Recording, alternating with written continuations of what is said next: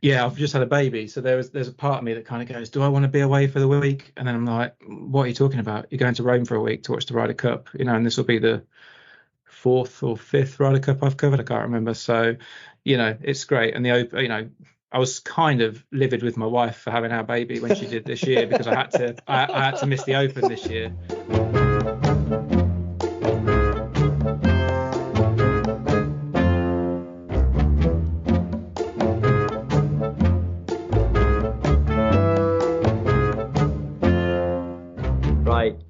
Welcome to episode 14. I know I do this every week, but I genuinely don't know before starting the episode.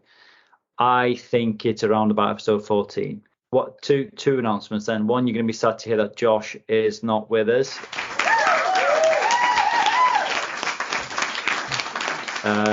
He's actually creating divots and hacking away at the beautiful golf course that is Gleneagles. He's with Jack, our other younger brother, and other members from Bull Golf Club. Not heard from him really since he went there. No real clue on how he's getting on, but you just know that it's going to go poorly on such a nice golf course. But I am joined. Liam's returned from Mexico, and his stint of sulking. You don't want to be a part of Josh's nonsense, so you won't have heard Liam's voice other than his little chirping in then for a while. And we've also got DG with us as well, who is a familiar voice. So I do have to apologise for having the two most boring co-hosts I could have for this episode, but it is what it is. Just bear with us. Yeah, hot kettle black, mate. Yeah, Jesus Christ, monotone or what? I think everybody would agree. If we was to put a poll out, they'd put you two as the most boring co-host that they've I don't know. I'm pretty sure Eddie's up there with the bore factor. To be fair, between yourself and Eddie, it's pretty fucking dire listening. To be honest with you, I think it's because you've got the same tone of voice. If you were my teacher in school, there's no chance I'd be listening to you whatsoever. Do you know when you come to editing this after we're finished? Can you insert an audio clip of a load of people cheering and clapping when you say that Josh is not with us? No, I know that listeners are immediately, they miss the listeners. If they haven't already turned off, they're probably just thinking, oh, it's going to be a shit episode if Josh is in it. No, they're not. They're going to think, right, we're going to get some real conversation about golf tonight by people who at least half know about the game. Yeah. I'm going to put it out there, that Jack, your brother Jack, will beat Josh's 2-round score in 1 round while they're away in Scotland. I don't think anyone's got a problem with that. No doubt. And we'll get a band of excuses from Josh when he comes back about how he hit one drive like 300 yards and the rest was absolute dire. I'll say this, right? And I'm not talking about the result of Hoylake because we're recording podcasts whilst we're still editing. And I don't want people to know the result. I want them to go and have a look on the video. But there was one shot he hit into a par 5 that I was gobsmacked. He's giving me shit before he hits it, as you'd expect he would. And then steps up and hits a choke down 8-iron, and he just absolutely rifles it. Doesn't leave the pin. And more to come with that. But any updates from you, Liam? You played golf in Mexico, is that right? And I asked you for content, and you didn't give me any content. So I have got some content for you. I couldn't get so many real content though because there'd just been a thunderstorm the night before I played, and the course was pretty wet, and I had a buggy. And I had to keep the buggy to one side of the course, so it was cart paths only. So it was difficult to record a load of the different shots, especially when I was fucking spraying it way away from the cart paths. But it was good. Mexico, it was a lovely course. Jack Nicklaus designed course. It was actually 3 9-hole courses, and you could pick and choose which 9 holes you wanted to play. To obviously you could play 27 if you wanted to. I played the Moon Palace course. It was part of the hotel's grounds in Cancun. Very nice. It was really hot. It was quite sweaty. It was quite sticky as well. And the first time I played a golf course and had to be wary of alligators and was it alligators or crocodiles? Dangerous reptiles, anyway. Was it alligators or crocodiles? Everything else Were was you fine. going to say Rottweilers then? Yeah. And Rottweilers. Just get them at Holyhead. No, the Rottweiler was in the bedroom when I got home, fuming because I took 5 hours. Well, Dave, what about you? Any golf for you, mate? Played on Sunday after not playing for a while. Played with a friend over while I was over in Lincoln. To my surprise, I was 3 under through 4, and I got a little bit excited, and then basically started hitting everything off the hosel after that. But yeah, and then got a bit of love for the game back. Actually, set my net up in the garden over the weekend. Well, when I got back, hit a few balls in there, and then went to the range last night at Conway. Bumped into a couple of fellow lower handicappers at Conway who were also doing the same. So that was quite nice. So luckily only live 5 minutes down the road from there now, and it's got really good practice facilities. So that was really good. That's it, really. You've not really got much played much. No, I've played much this season, have you? I've sort of, it's taken a bit of a back step this season just purely because of getting married, and then pretty much had something on every weekend since then, which is not ideal, but I'm sure the winter will come and I'll start playing properly again. Sign your life away, and then it immediately halves the amount of time you can play golf once you're married. Nah, in fairness, I don't think it's anything to do with that. I think it's more the fact that got that much stuff on weekends, not outside of just me and my missus. It's family stuff and that as well. So it's good to get all that in this year before we get some of our family going back to New Zealand. So yeah, it's just one of those things, little commitment in it for a short time, and then get back to the golf over the winter and hopefully start next season strong. We'll see, but yeah. So when you were 3 under through 4, what you're saying to me in a really long-winded way is that you choked. Oh yeah, big time choke. No messing about. It wasn't like I had a putt to go 3 under through 3, missed that, and then went 3 and then made birdie the 4th, and then shortly after that I started basically a few hosel rockets that I made pars. Don't know how, but yeah, pretty much bottled it. What did you end up with? 71. Yeah, 71. So one Still over. not bad. What's the par at Conway? Oh no, this was at another course. Oh, was it? Yeah, over Lincolnshire way. But as much as a few people at Bull Bay think it didn't go in as a supplementary score, I know that's been a bit of a bone of contention in the past around supplementary scoring. Yeah, so my handicap is real. Send your scorecard over, mate. I've got a Wales golfer account access, so I'll put it in for you. Yeah, sound mate. Yeah. I'll sneak it in. Yeah. Sure. I'm still waiting to see some people's scores from the Island Games go on their Wales golf, but no comment. But I'm going to make sure that those people hear this. Oh, they will. I'll make sure they hear it as well. It's all right. And it's actually a very good point. I never thought to look, but obviously, take it. You've scanned all 3 of their Wales golf accounts. Hey. My best mate played in the Island Games. I know full well what happened.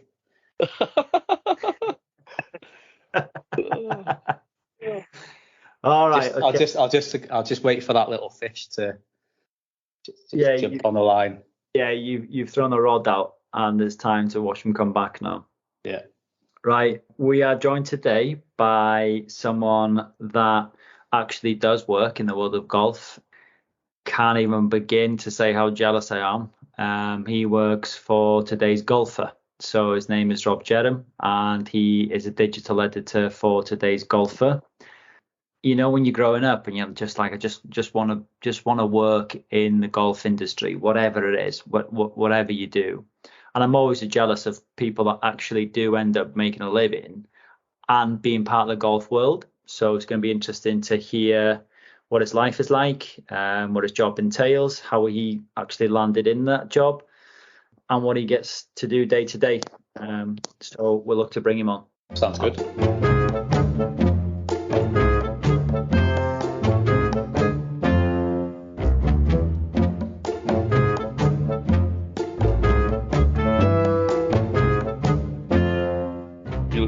to Carlisle?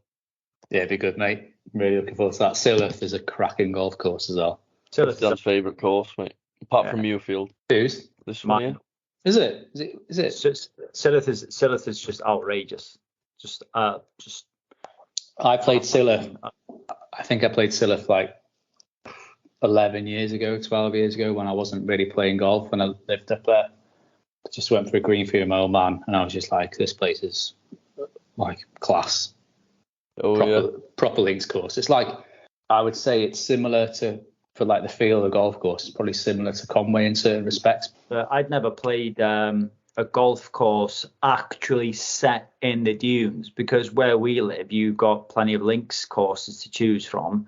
But I'd never played one where you're actually below floor or ground level, and the dunes are either side, and they shape the golf course on the hole.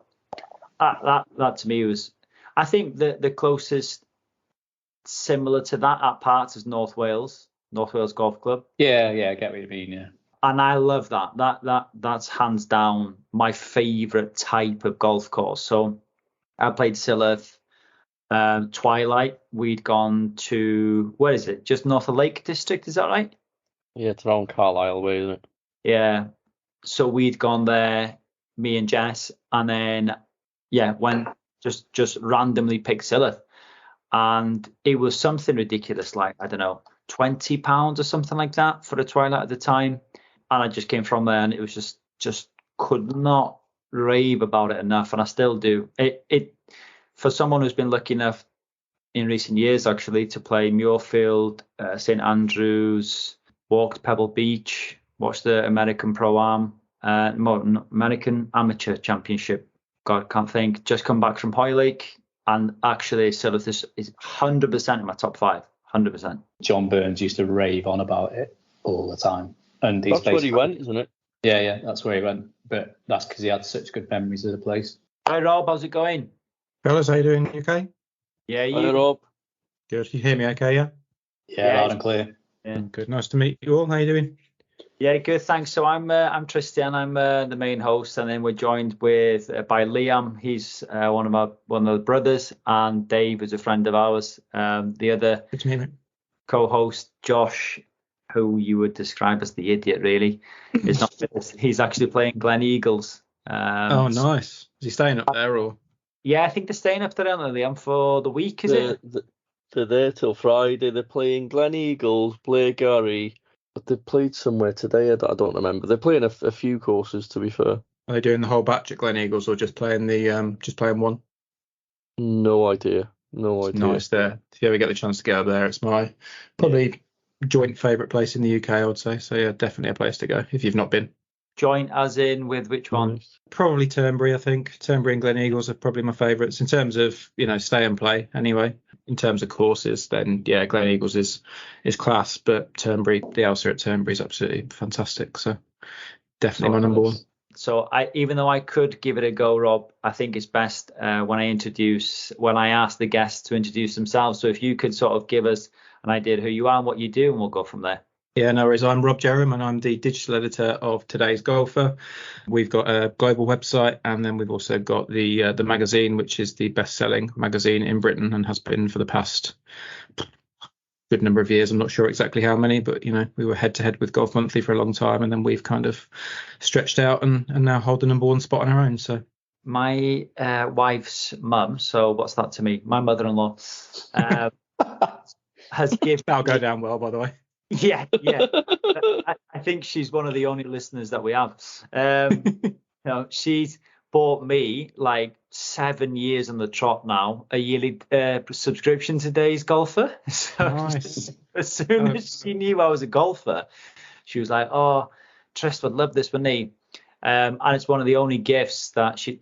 You know what? I'm sort of digging a hole here. I'm going, but she buys me gifts sometimes, and I'm like, yeah, Jess, will you ask your mum to stop buying me? I bought Reese's chocolate pieces once, and I said every Easter I get like a Reese's sort of Easter egg or Christmas, and I'm just sick of it. But the Today's Golfer, I'm like, nah, keep them coming. It's great. Yeah, I get that with Toblerone. I had mentioned once that I like Toblerone, and now it's that thing at Christmas. 15 triangular packages arrive under the tree. You're like, oh, I wonder what that could be. Great, thanks so much. And not ungrateful, chocolate always goes down well, but come on. So, good hot chocolate supply, that though. Yeah, good point. It's that, and obviously, even though I work in golf, so I'm fortunate enough to have access to pretty much anything I could want or need. You get the Sports Direct golf balls and nudie tees, and all the sort of stuff that you think, yeah, that's going straight in a cupboard and never going to see the light of day. But people try, don't they? Bless them. So I think Josh should take the Sports Direct golf balls. To be fair, he loses plenty. So I'll forward them on. Yeah, I'll forward them on. Yeah. No worries. So you've said it yourself then, working in golf. Now, I've said in my introduction of you, I'm incredibly jealous. Something I think a lot of people would really love to do. So what is that like for you, like working and getting to take advantage of actually being in the golf world every day? Yeah, it's great. Obviously, it's fantastic. It's kind of, you do pinch yourself sometimes. There are days when you sit there and you have a moan and you realise actually, we're doing things that people would kill to do. And one of the big things when people do have a moan, particularly in the office, anybody really, we just say, we're not saving lives. We're working in what is most people's hobbies, what most people can't wait to finish their working week to be involved in. That doesn't mean it's not hard, and there aren't days like any job where it's tough. But generally, it's a real balancing act, because I think everyone, when they talk to you, assumes you spend your whole life out on the golf course. Certainly for the first few years after I started work at TG, I probably played less golf than I had before I joined TG. And when you did play, even now to an extent, when I do play, I might not have played for a few weeks, and then suddenly you go off and play somewhere really, really nice, which isn't a bad thing, obviously. But the worst thing to prepare for going to play an Elsa at Turnberry or wherever it might be, Wentworth, is you haven't hit a ball for 6 weeks beforehand, and suddenly you stood on the first tee at a beautiful golf course, and everyone's like, this guy's from a golf website, he'll be good.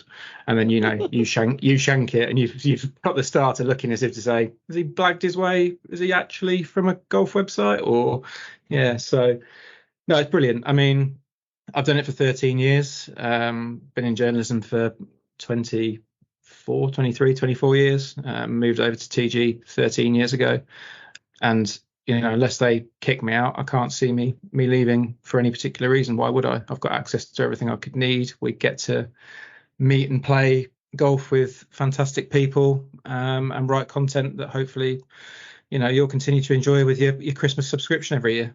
Yeah.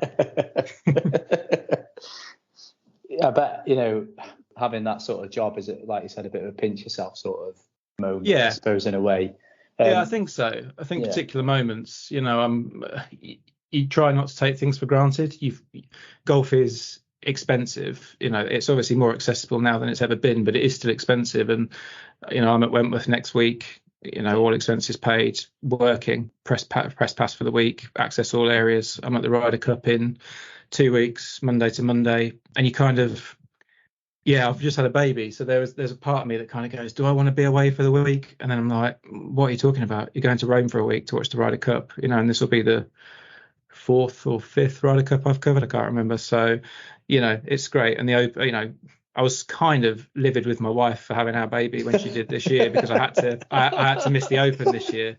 But then the rain fell, and I was like, oh, okay, maybe I've missed the right one. So, but luckily, I don't think she'll listen to this. But we'll see. Hopefully not. Otherwise, I'm in serious trouble. Has she got any socials? And make sure Tris tags. Make sure you get. Yeah. She's on. Yeah. She's not on Twitter, but she's on Insta. So just tag her on there. She's got the same surname. So don't worry. I'm sure somebody will very helpfully point it out. Sorry, go ahead. So you're going to want to listen to from 30 minutes onwards. I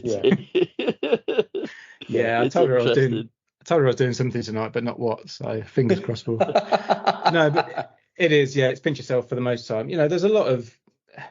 I think people don't realise really with content, and you see it with all the influencers, and obviously you guys with what you're doing now. It takes a lot of arranging. It takes a lot of work.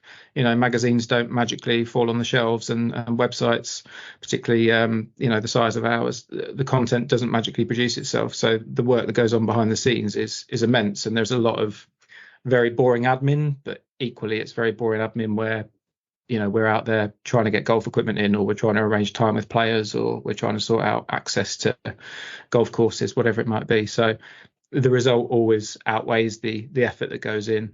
what's the approach then with, like, you know, you've got the Ryder Cup looming, you're going to be out there in Rome.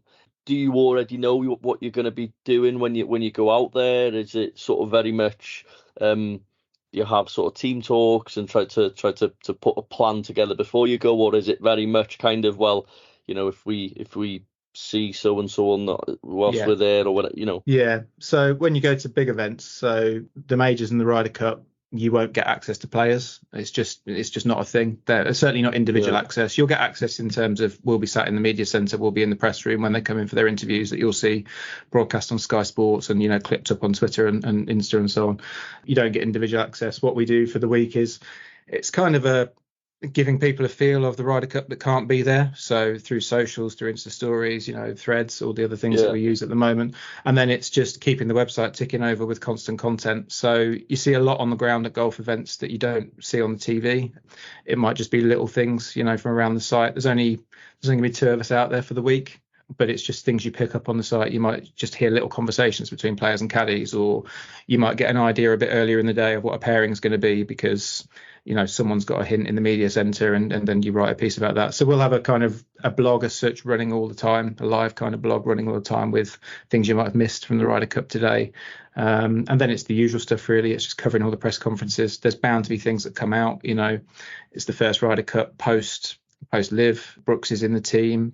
There are players missing that, you know, you might have expected to be there. And both captains are kind of going in saying they're underdogs. So I think there'll be a lot to talk about that week. It'll be interesting. Wentworth next week will be interesting as well, because you're going to have all 12 Ryder Cup players there next week, plus the captain, plus the vice captains, barring Alafabal. Maronk's going to be playing as well, which will be kind of, you know, an interesting one. I know he's playing this week as well, but it'd be interesting to see how that goes down next week, because there's kind of, everyone's got an opinion, haven't they, on the Ryder Cup? That's the beauty of it. Whether you're a casual golf fan or a hardened golf fan, everyone's got an opinion of who should be in the team. It suddenly turns, golf becomes football for a couple of weeks. Everyone's interested and wants to talk about golf. So yeah, it's going to be great. It's going to be fantastic. But a lot of it's play it by ear. Genuinely, that's, you know, that sort of journalism. When you go to those events, a lot of it is, we can't plan.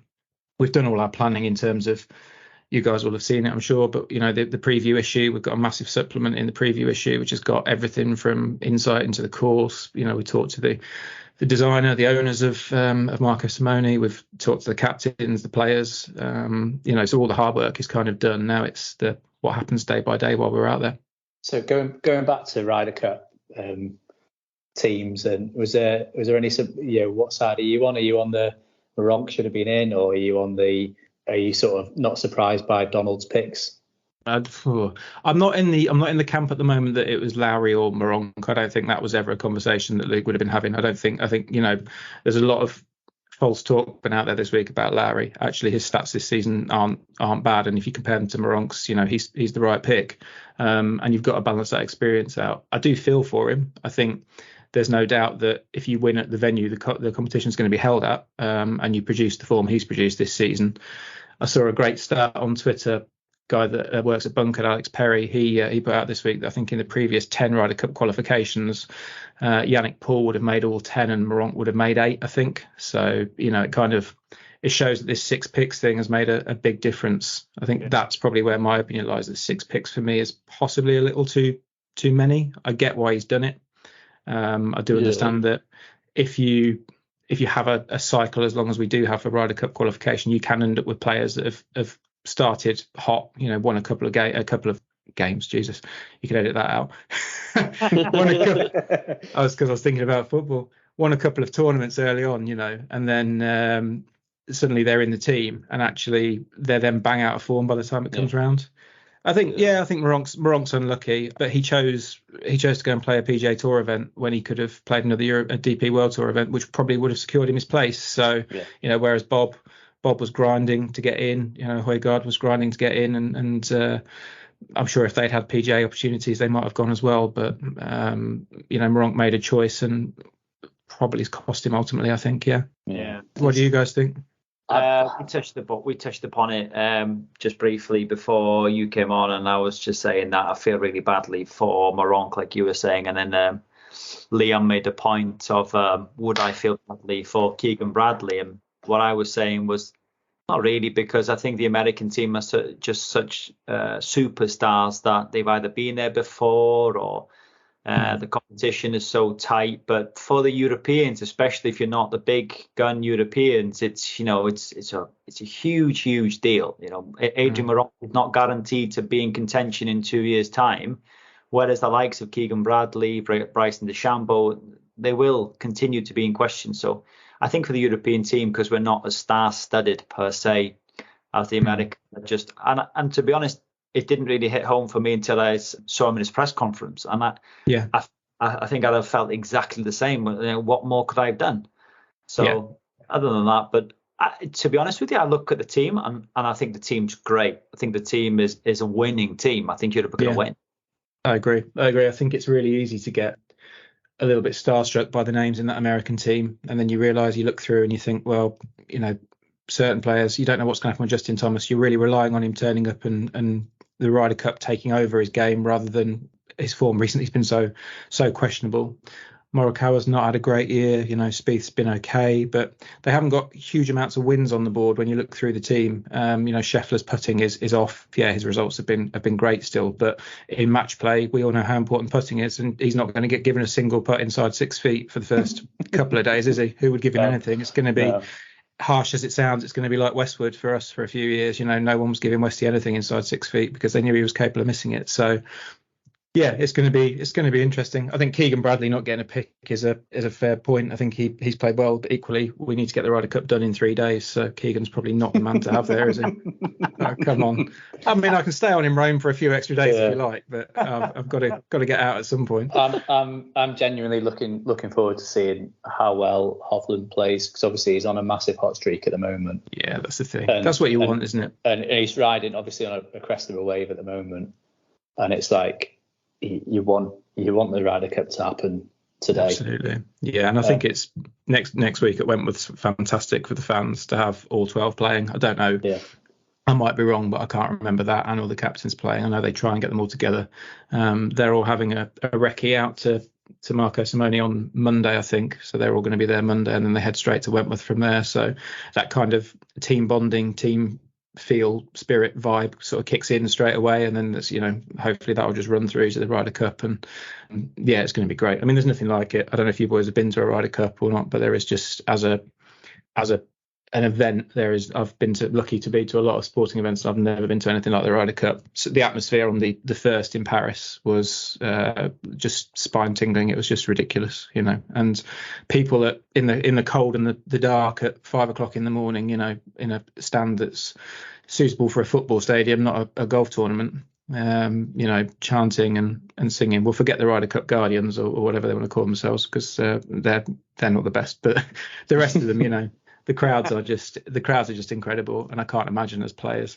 I had an interview with Tyrrell a couple of years ago after Paris, actually, and it was the sort of the year after I went to an Adidas event, and he struggled like mentally after the Ryder Cup. He really, really struggled, because he just said like teeing it up in front of at times a handful of people on a Thursday on a DP World Tour event just didn't give him the buzz. I guess it's a little bit like a drug, isn't it? You kind of, or where's the excitement when you go out the next week and it's like you're back being an individual again? I think that was quite telling, and I think the same happened with Shane probably after Whistling Straits as well. So even with the defeat, I think the buzz for them is all to have got back to this day, because they want to get that trophy back, because it was so demoralising out there. Yeah, you could see. Think about it that way, to be honest with you. Yeah, one of the things that you saw in Whistling Straits, that put that Shane Hold. I think it was on the first day, and what it meant to the whole that put, even though it was for a half in the end, but how much it meant to him, and I think it's that passion, and obviously, almost sticking a few up, a couple of fingers up to the Americans at the end of the day, because of that competitive edge that they want to have. You're going to need someone to take that as well, aren't you? Because the era of Poulter and so on and Sergio has gone now. So you need big characters like Shane and Rory and Lowry and to come through, and you can't expect this in a couple of weeks. You can't expect a Højgaard or someone to necessarily be fist pumping and screaming. They're not those sort of personalities yet. They might be in 2 or 3 Ryder Cup times. But yeah, it's going to be brilliant. I can't wait. It's going to be so exciting. Yeah, because you can see sort of Aberg and Højgaard, they look like they're almost like nothing bothers them whatsoever. Don't look. It's incredible, isn't it? Yeah. But isn't that just the era of the modern golfer? I mean, look at a few years ago when sort of Matt Wolff aside, probably, although he's not done badly, despite obviously he's had some off the course issues. But Morikawa and Hovland, straight out of amateur ranks into the pros and just like they belonged on day one. The Aberg situation, exactly the same. Turns pro in June and he's in the Ryder Cup in September, having not played a single major, because people look at him and as Donald said, he's going to be, he's a generational talent. He's going to be the next Rory or Rahm. So it's crazy, isn't it? Really, like Donald played with him a few weeks ago and saw it then, and then obviously absolutely.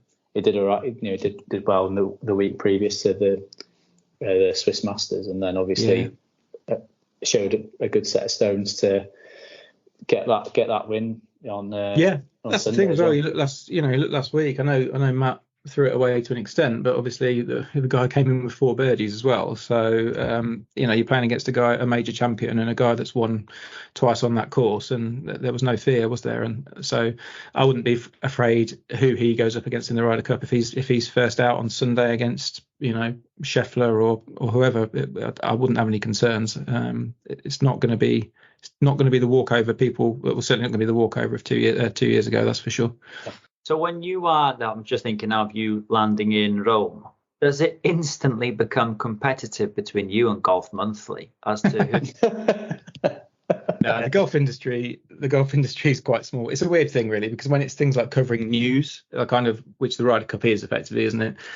Obviously, you guys like John Huggan and Ewan Murray that work for the Nationals and the bigger American sites, they've kind of got it covered. We know that we're not going to compete with them. They're going to break it quicker. Sky are going to break it quicker than we can. So there is an element, you kind of want to find some angles that they might not have got. But actually, certainly from my perspective, it's nice to see familiar faces. The Open week's always a great one because you go up and the media centre, it's just lifted from one site to the next and dropped. They look the same wherever they are. They're just in a slightly different location. It's just good to be back among the people. And, I've met the golf industry is surprisingly small. It really is. People that have worked for us work for Golf Monthly now. People that work for Golf Monthly are now working for me on the website. People move around, Bunkert have got people from National Club Golfer and so on. It's just that's what it's like. There's only so much.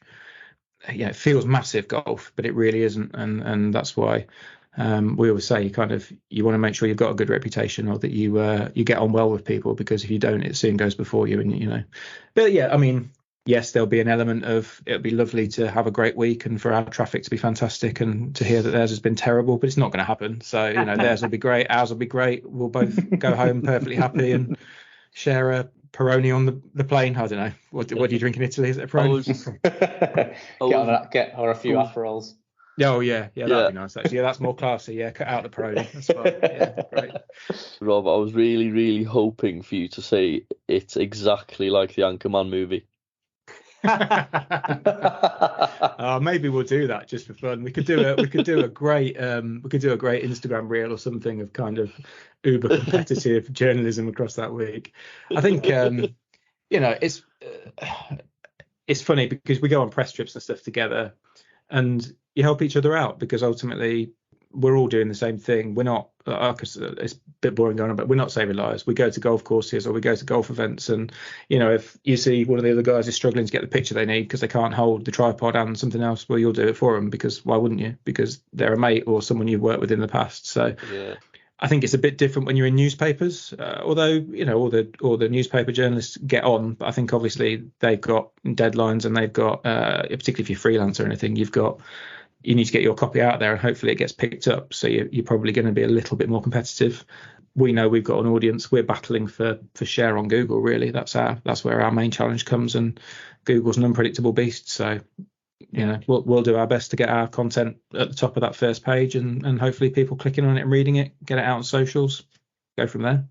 With that, do you end up going to the same product launches? Is it basically you end up getting clubbing together and going to the same sort of thing? Yeah, pretty much. So we're getting towards launch season now. So you guys will see all the new stuff sort of January, February time. We'll start going on launch stuff. I think the first launch we've got penciled in is October. So October through December, we'll be going on launches. We'll be receiving samples, testing. So our equipment editor, Simon Dallow, he will plan in all the testing. We go up to Keele Golf Centre in the north of England with our pro. Everything we tested kind of head to head, full data sets. So that come January the 4th or 10th or whenever the embargo lifts on the TaylorMade Stealth 20 or the, whatever club comes out this year, we'll have all the review stuff out there. But yeah, we're all there. It's the same guys. My colleague Will, who's one of my junior writers on the website, he's out in Barbados this week, which is lovely on a press trip. But it's he sent me some photos, and it's the same. A couple of the guys from Bunker are out there, I think, and you see the same people on the same trips. That's how you get to know everybody, really. Yeah. And people move around, but it's a really surprisingly small industry. It's grown now, and there is a little bit of a kind of, not us and them, but obviously there's been a real divide in the last couple of years because influencers have kind of taken a little bit of control, and that's taken some getting used to, and we've had to kind of work out, where do we sit? How do we work with those guys? Journalistically, can we use them? Do they want to work with us? Because obviously magazines and websites used to be king, and now, we're not stupid enough to think that we can compete with the traffic that someone like Rick Shields gets, because we can't pull in 1 million video views in 24 hours. But we can do different stuff. And a lot of what they're doing now as well, if you look back at our magazines from 10, 15, 20 years ago, is stuff we were doing then. It's, a lot of the featurey style things they do, and a lot of the kind of quirky things they do are things we did in magazines 15 years ago. But they're now just putting it in a cool modern video format, and it's fantastic and it works. Yeah. And I think there are some influencers out there. I mean, I'd be interested to know, how many you guys watch and follow. There's some out there that I think they've seen a chance to jump on a bandwagon, and I think there are some out there that are fantastic content producers that are useful and only going to continue to grow. You look at guys like the guys from No Laying Up and Rick and Pete. Obviously Mark Crossfield was a kind of the trailblazer early on.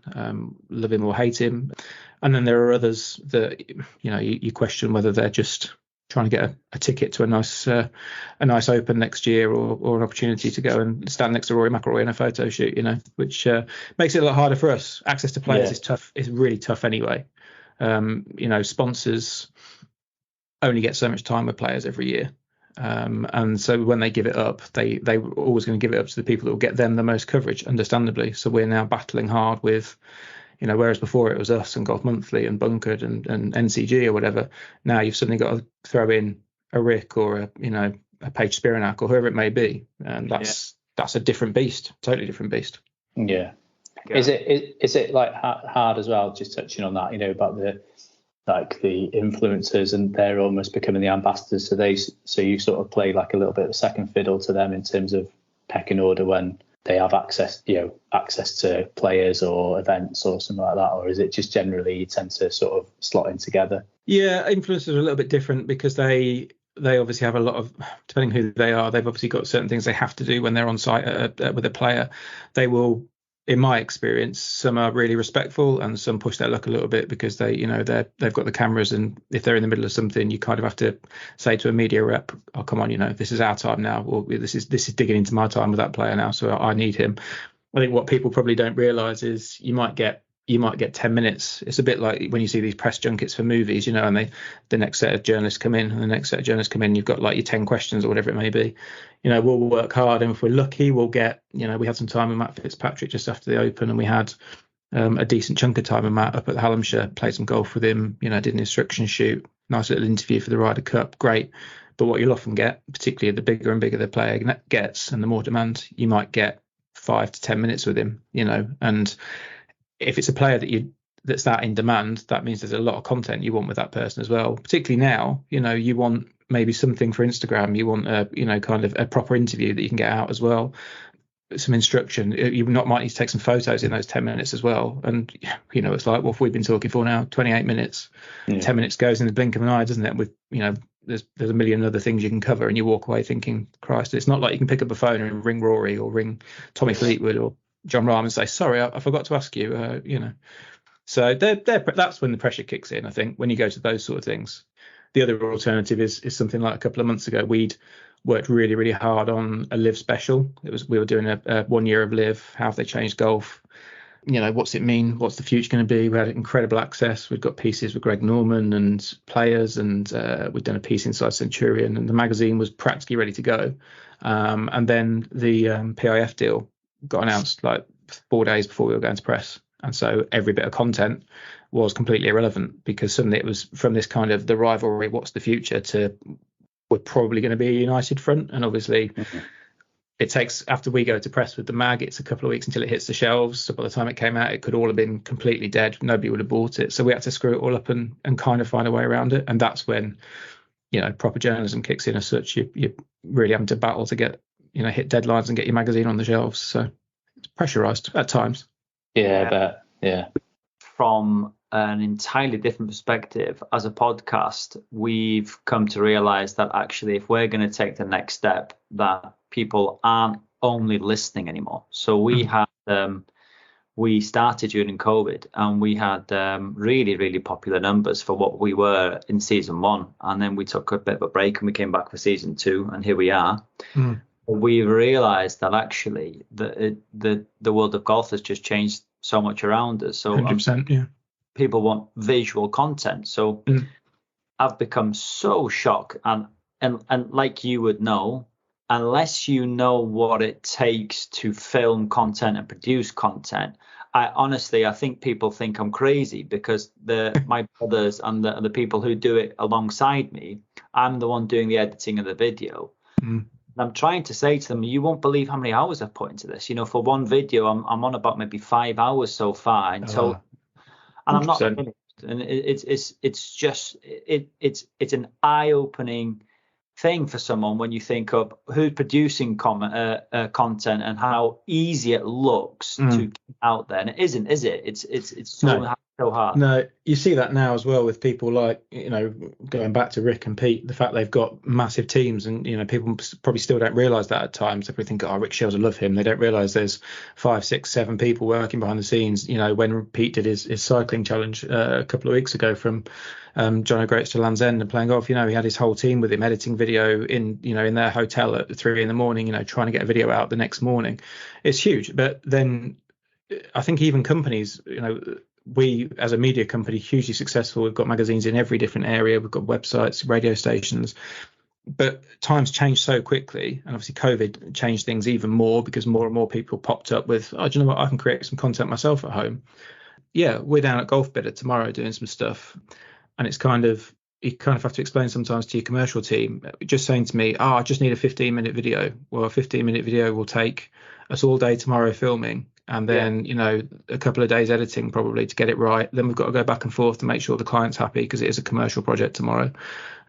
Again, we're up at Michael Carrick's got a golf day tomorrow for his foundation. There's a lot of good people there. We've been invited, and again, the sponsors are kind of like, can you just do some video for us? Like, it's not just do some video. I think people think you turn up with your iPhone, you hold it in a few faces, and then you stick it on YouTube and it gets 1 million views. If you look at the quality now, and he's always been good, but if you look at the quality now of what Rick does, for example, compared to what he did the day he started, when he was just filming at his range up in Manchester, I mean, it's incredible. It's like watching Hollywood production sometimes, and you see good people like that. I don't know how much of these guys you follow, but the stuff they do, it's just absolutely insane. And that's why brands want to get on board with them, because look at the eyeballs. So yeah, everything's filmed now. A podcast, a podcast used to be an audio experience. Now it's an audio experience, a video experience. You've got to clip it up for socials. You want reels out there, all these other platforms. And that's before you even think about getting your guests and your subject matter, and that, you've got all these things you've got to pull together for what feels like it's just a chat like now. You've already got to cut 10 or 15 things out I've said, so I don't get in trouble with the wife. So, I've made you a good 2 hours work tomorrow. So sorry, you should have heard what Liam was saying before you came on about his missus. So Yeah, that'll be getting it's a bit of editing, or it might be getting a bit of exposure on socials. I'm not sure yet, but yeah, Nice. Get it out there. Get it out there. It'll take the heat off me. Thanks, Liam. That's great. No, it's tough. Yeah, but I think it's a really exciting time to work in golf, no matter what you're doing, whether you're just starting out in kind of trying to create YouTube stuff like you guys are going to be doing, or whether you're like us and you're kind of in a really good position at the top of kind of a magazine tree, but you're still building that digital brand. We went .com at the end of last year. We were .co.uk before that, and it's been a brilliant year in terms of numbers, but it's taken a huge amount of work because suddenly we've got this whole new US growth audience wise. And so things you didn't have to think about before. We also had US audience, but now it's kind of the US is our dominant audience for the website. And so it's learning to write in a new way because the US audience want US English and they want priority given to their pricing and their players. And, it's new. So even having done it for 13 years, you're still learning every single day. And journalism, well, in 24 years, obviously journalism has changed so much for me. It's insane trying to manage the things that you have to do now. That market must be absolutely massive though to break into the US. Yeah, it is. It's huge. I mean, one thing we've never really done until the last couple of years is we pride ourselves on our equipment content. Our equipment editor is a former club engineer himself. He's worked in a huge variety of roles in golf over the years, and so our equipment content has always been held up as kind of flagship content. What we've started doing over the last couple of years is trying to monetize that as well. Which is another side that, when I started in journalism, that was never a thing. Money came in through somebody who bought an advert in the newspaper I worked for. Not now. We still test everything properly, but we've closed that circle. We want people to be able to buy the product once they've read our review and watched our video. So you've got then a whole affiliate business on the side that pressurize you into, oh, do you want to include this product? It's like, well, no, because we haven't tested it. So you've still got to keep yourselves honest and make sure that you've got integrity, because I think there are the challenge out there now is there are definitely some media outlets, and I don't mean any of the ones we've talked about on here, but there are some media outlets that are just bashing out copy and content to try and make quick money, which is understandable because it's out there. But the US audience is enormous and obviously loaded with cash normally, particularly if they want to spend. I've been at venues, been up at St Andrews or been up in Scotland when they've come over, and they will think nothing of $5,000 spends in pro shops. It's just that's what they do. If they're golf mad, they spend money. So we're trying, that's the new side of journalism, trying to target those guys. That was interesting. That just touching on that about Americans wanting to spend money and coming over.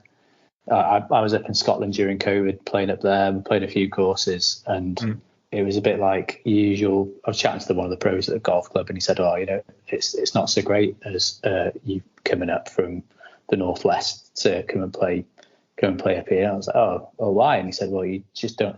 The standard UK green fee payer doesn't want to spend as much as a American tourist does. They're in Scotland, trip of a lifetime, whatever they want to do, and they're just spending thousands upon thousands on anything get their hands on, basically. Yeah, I mean, we obviously we've got the Golf World Top 100 franchise. We used to have Golf World as a magazine as well, but unfortunately COVID sort of meant that we closed the print product and brought the top 100 rankings into TG and onto the website.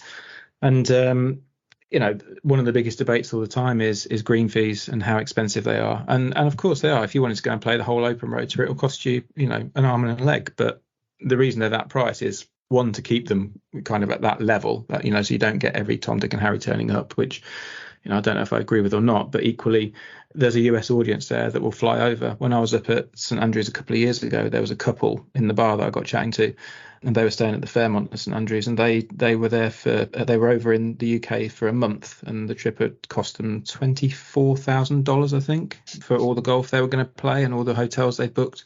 And that was before, he said, that's before I've even started buying merchandise and going into the pro shops. He said, by the time I go home, we're probably looking at double that.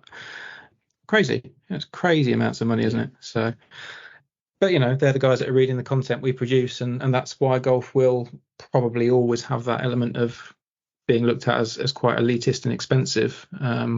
We work really hard to do now is make sure it's open to a younger market and realizing that there is ways into golf without it needing to cost 400 quid a round and 700 quid a driver. So it's a challenge, but it's fun.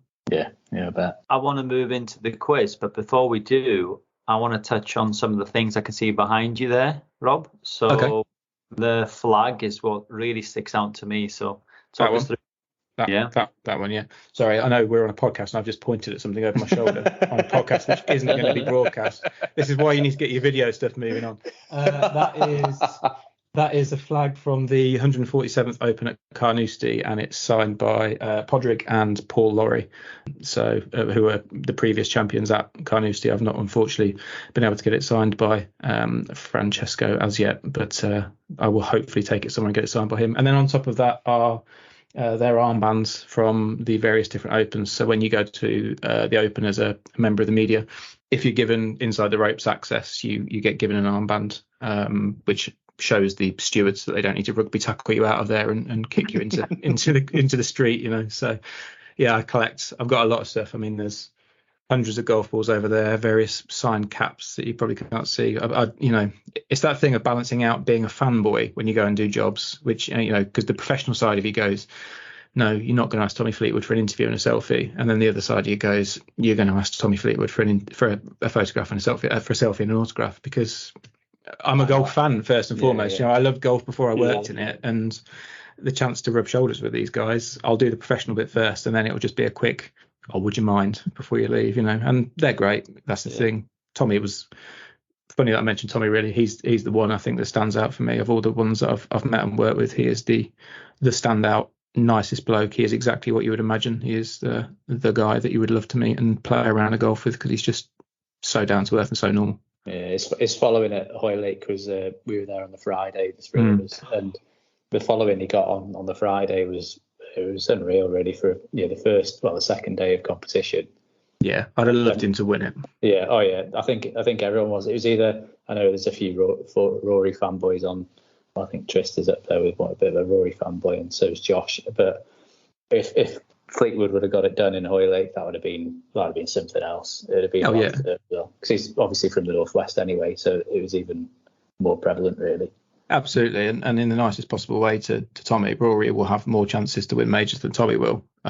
Realistically, you know, might have different opinions, but Tommy's only going to get better and better. But, you know, Rory will inevitably put himself in contention, whether it's one of those Sunday charges where he doesn't quite get there or whatever. But yeah, I'd love Tommy to lift one. It'd be great. I don't want another Englishman that doesn't quite get over the line. Take the flag with you to Rome, because Francesco's the vice captain. Yeah, absolutely. Yeah, that'll be going in the bag. I've got a few others as well that might well go in the bag, just in case of opportunities to get some stuff done. I'll take it to I'll take them to Wentworth next week as well. Yeah. So we'll try and get some stuff done for giveaways as well, because obviously around Ryder Cup time, social media giveaways and all that sort of thing go absolutely crazy. So that's another side of things. You see, it's not journalism of the old days. It's now, you know, you're at an event and you're trying to get stuff that you can chuck out on socials to get some interaction and drive traction. You know, it's a challenge. Yeah. There's just one thing you've left out there, Rob, and it's the guitar behind you. So you're going to sing as a tune?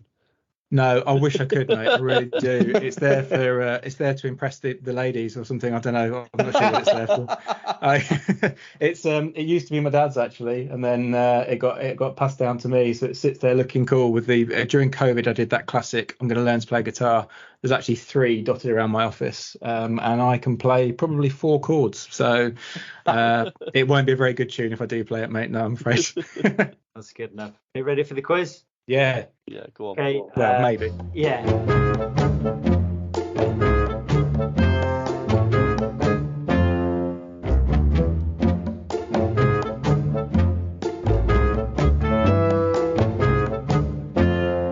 As I do every week, I touch upon the rules, and the rules are fairly simple. It's just my rules, and basically I make them up as I go along every week. So Josh is not here. He not to be blunt, but he absolutely just pummels Liam every week. So Liam's got a chance to do something this week, because his showing against Josh has just been disgraceful. DG's not taken part in many, but did you lose to Josh as well, DG? Yeah, I did. Yeah. Is he a bit of a font? Is he a bit of a font of knowledge? Is he? He's just a pain in the ass, really.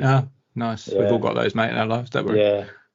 I'd be careful to compliment with anything because he'll listen to it. So I'm going to refrain from compliments. But yeah, so it's just first to shout out if you get it, if I tell you that you're wrong, you have to pull out of that question until the other two are wrong as well. So you're not out of the quiz. It's just question one. If you shout out and it's wrong, you got to wait till the other two have had a guess. If you're all wrong, you're all back in.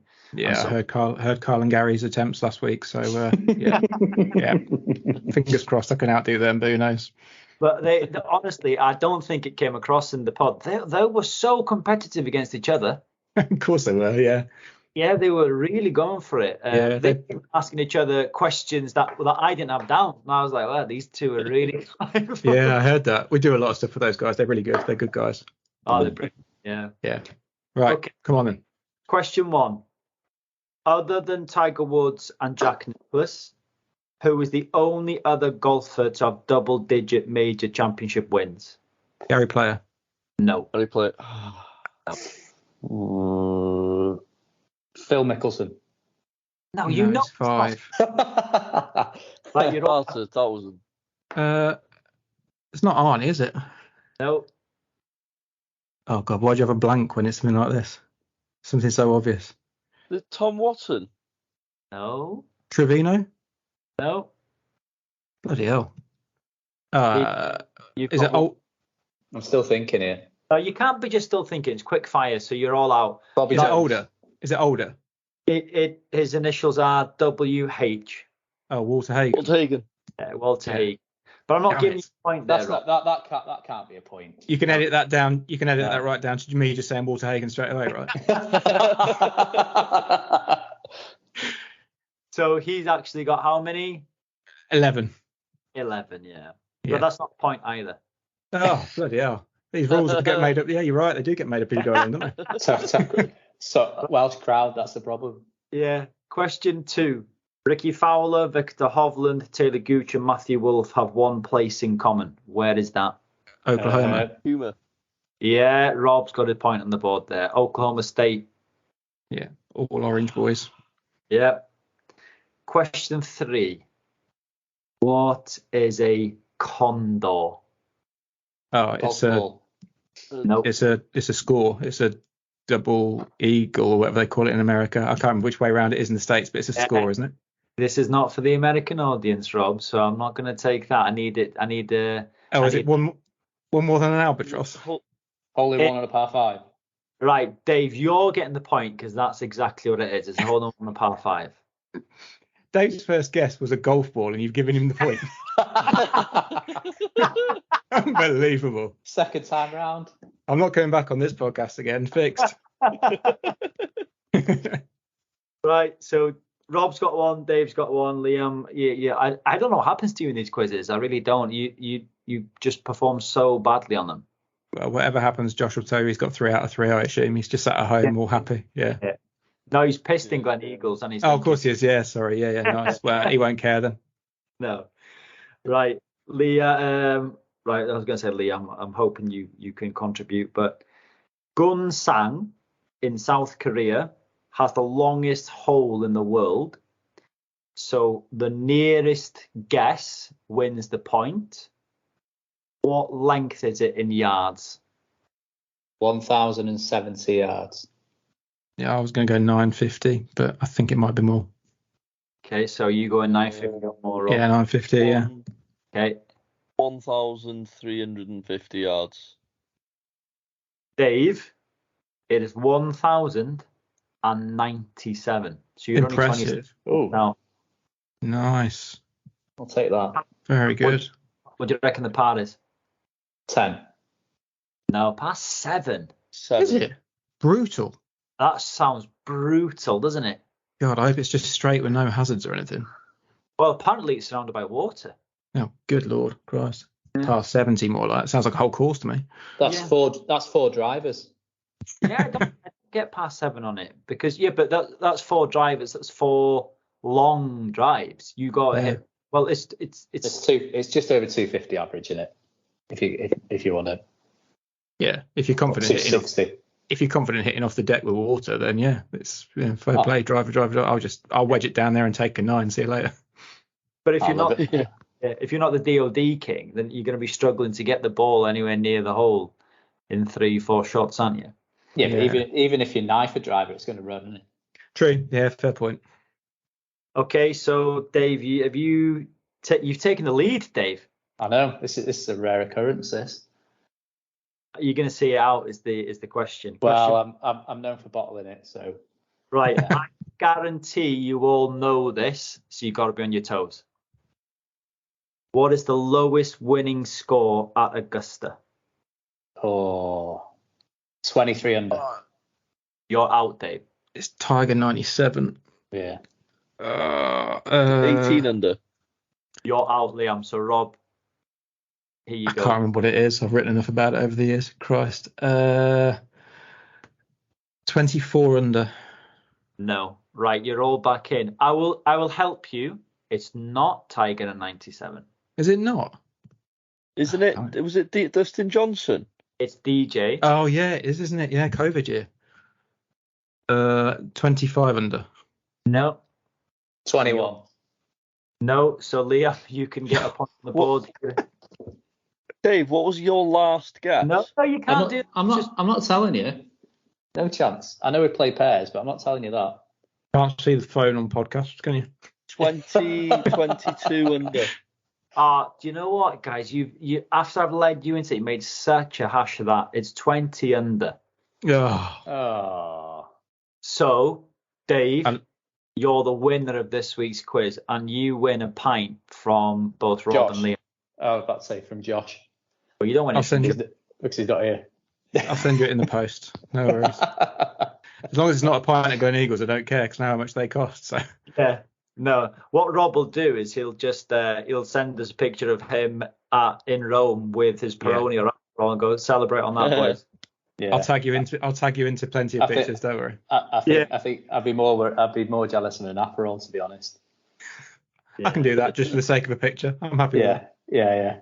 Okay, well done, Dave. I want to move on to the discussion. And now I know that it feels like we've done it to death, but it is the one thing that we're all looking forward to. So I want to touch on the Ryder Cup again. And what I want to discuss is, whilst we have you, Rob, is I want to discuss some of the pairings we think are going to come up, some of the exciting matches, some maybe people you want to see go head to head. Anything that you want to contribute with a build up to the Ryder Cup. We have touched upon who would go out with Rory. Could it be Ram? Could it be Rose? Rose and Rory have been out in the past. So what do we think? What do the pairings going to look like?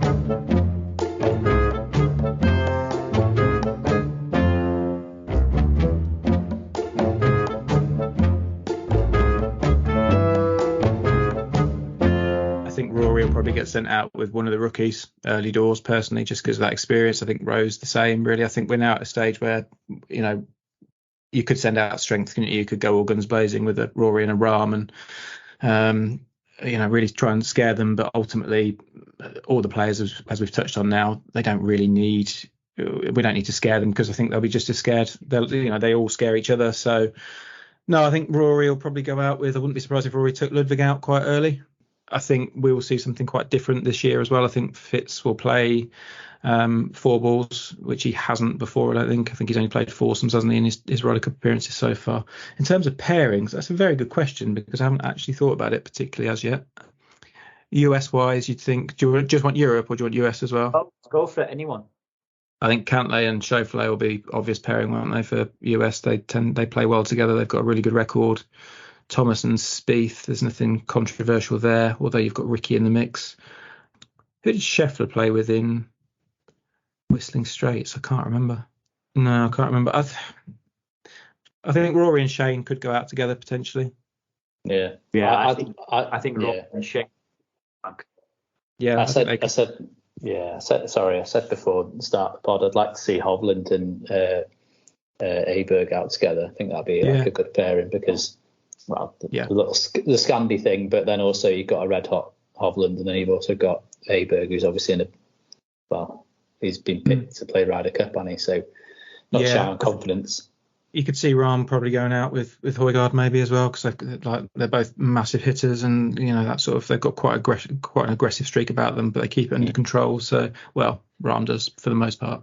I think the interesting one's Bob. I can't quite work out yet, and I'm sure that when I see some of my Scottish friends and colleagues, they'll shoot me down. But I can't quite work out who Bob goes with right now. Tommy, maybe. Yeah, maybe. I think Tommy's quite a level head, and obviously, it's his third Ryder Cup. I think Tommy's that luxury. If you're a captain, I think Tommy can literally go with anybody. I'm not saying the others can't, but I think Tommy's one of those that he would. He's trusted. He's an absolute flusher of the ball, and I think you can trust him to take anyone out. So, in terms of nailed on pairings, I genuinely don't know. I'll be interested to see. I think we'll get an idea potentially next week at Wentworth, because I think Luke will probably have a little bit of a say in the groupings for day 1 and 2, and that might give us an idea. And obviously we'll get a little bit of a clue if we can get some knowledge from Monday when they're out in Marco Simone. So I'm definitely not worried about whoever he puts out with anybody, because I think that we're in a luxury position of actually, I think we've got some seriously good players. What do you guys think? You got any insight, any tips for me for my piece that I'm trying to write at the moment? No tips, but I tell you who I'd love to see together. I think they'd make a formidable team. Is Rose and Fitzpatrick, because they're both level-headed golfers who play golf that doesn't actually match their personality. Their personality is quite placid. They're really sort of calm people. But actually, they can go on light golf courses. And Rose loves the Ryder Cup, and I think Fitzpatrick is going to be the same. And there's always, usually, with the English contingency, there's always an English pairing of some sort, isn't there? Yeah, that's fair dues. I'd like to see Hatton and Lowry. Yeah, that will happen. I think Tyrrell was playing with Shane when he held that putt that made him fist pump last time. So I wouldn't be surprised if that went again. So quite a fight. They're quite, I suppose. Well, I know Hatton's obviously a bit fiery, but Lowry's got that streak in him as well, where he obviously they're passionate. So I know that it's Ryder Cup, they'll be passionate, but I think that would work quite well.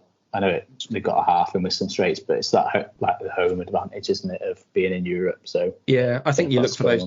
You look for those pairings that can give you a bounce, don't you? And I think if those guys win, and obviously the crowd will be behind us forever, but I think they will be so pumped. It's a bit like when Poulter used to win. His victories almost felt even more important because it was that everyone else knows. So I think definitely if those two were together, I think it's really important that Rory starts well after what happened at Whistling Straits as well. It's obviously, it was a strange Ryder Cup for him. He didn't perform, so there's going to be a decent amount of pressure on his shoulders, and he's obviously the sort of elder statesman of the team, taking Rose aside. He's kind of seen as the flagship player, isn't he? So there's going to be a lot of expectation on his shoulders, and harsh as it sounds, when expectation's been there at times, he doesn't always, he hasn't always performed when we're looking at majors, but Ryder Cup obviously is a bit different. So I've not been particularly insightful there, have I? Let's be honest. But, well, you touched on that there. Obviously Rose is, I suppose, the elder statesman out of the team, but Rory being second to that. You look at the European team; it's a young team now. It used to be, in likes of Poulter and Westwood and all sort of getting towards the twilight of their career when they played last time. It's interesting to see that almost change the guard.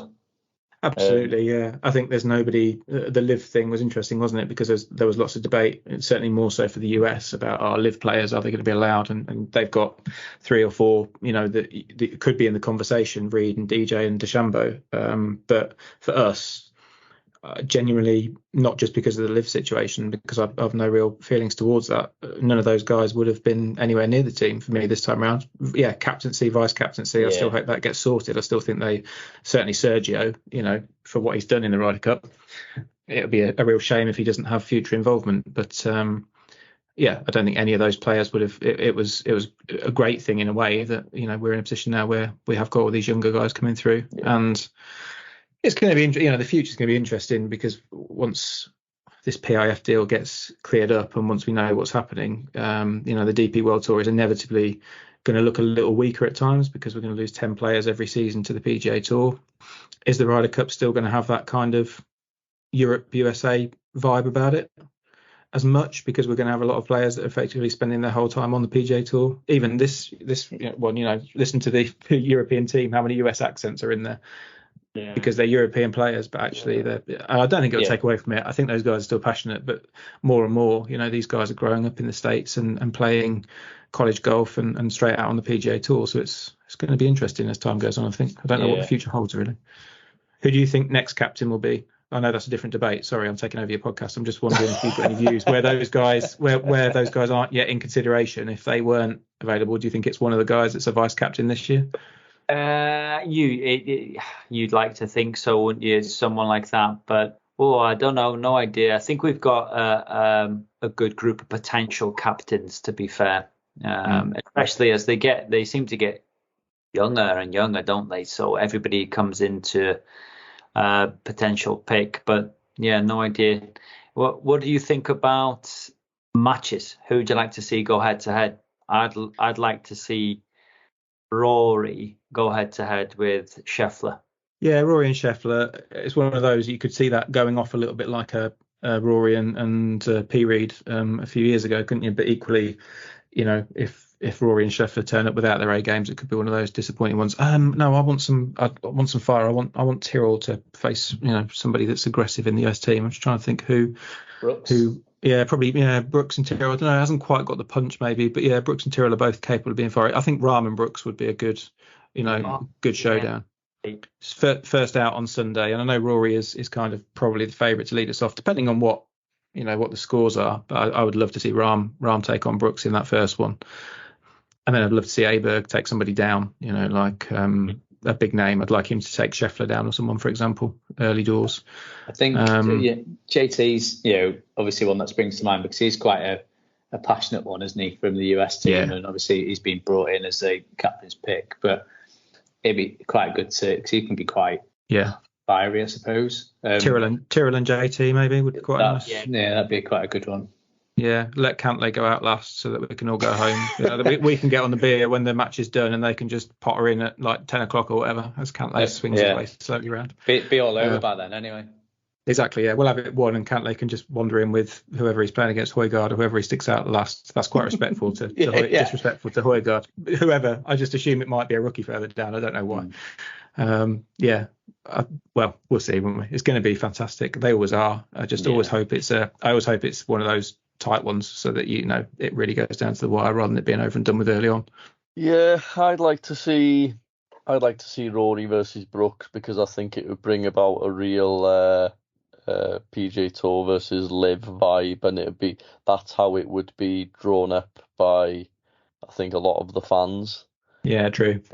And then, like you say, I'd love to see one of the I don't want to say smaller guys, but the lesser known guys take a head of a Goliath. Yeah, it's always nice to see a scalp, isn't it? Yeah. Scotty probably. I'd like to see Bob take someone down. Yeah, that'd be great. It'd be lovely to see Bob take a Morikawa or a Scheffler or someone down, wouldn't it? Yeah.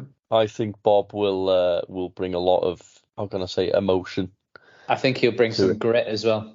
I think he'll be one of those guys who might slot into the Ian Poulter type of roles and characters. I was going to say, I think from that's a good point you touched on. I think the team has actually got a really nice balance on that basis. I think you've got a real nice, Rahm's capable of putting it out there, but he's a bit more of a mature head now. But you've still got Tyrrell, who we know can lose it. You've got Bob, who's got it. He's got that aggression in there. Højgaard's got that underneath. It doesn't necessarily show, and then you've got your kind of level-headed Rory again. Obviously got it, but he'll be expected to be calm. But then you've got your Fitzes and Justin Rose, who he's got the passion, but he knows that they'll just bring along the stability. So I think that's where Luke's probably got everything just about right with the picks, and then not got lucky with qualifying. But obviously the guys that have qualified, you've got that natural balance there between like Rahm, Rory, Hovland, Tyrrell. There's going to be some fire in there though for sure. Rose has got form from Medina and stuff as well. So, that was a massive thing for Europe doing that over there. I know it's some time ago now, but he's got that memory to sort of look back on as well, and he's part of that team. And obviously, that's bringing all that experience in as well, isn't it? So I think it's good. There's a pressure on this Ryder Cup as well for Europe, which I think people will get drummed into them a little bit that week, and it'll be interesting to see how they cope because it's a long time since we've lost on home soil, long time, 30 odd years I think it is. So losing out at Wisting Straits the way we did wasn't ideal, but equally there were a lot of things you can say were different there. Players qualified, the COVID situation was strange. The US were kind of at their absolute peak, and it just went a little bit wrong. And we often do, losing on US soil is nothing to kind of feel too bad about. But I think, if we lost this one, it would be a bit of a worry. It would be, is this a proper changing of the guard? Are we in trouble for a few years? So I hope we can overcome them. Rob, thank you so much for your time. And I was actually really, really pleased that I got in touch with you and you said that you'd come on and that you represented today's golf. And for us, we pride ourselves on being able to have different opinions from within the game.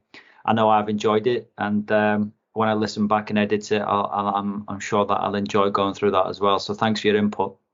No, it's been great. Thanks for having me on. I've really enjoyed it. Nice to meet you guys, and I'm looking forward to keeping an eye on your journey. And hopefully, we'll be interviewing you in a couple of years and about your successes in the magazine and on the website.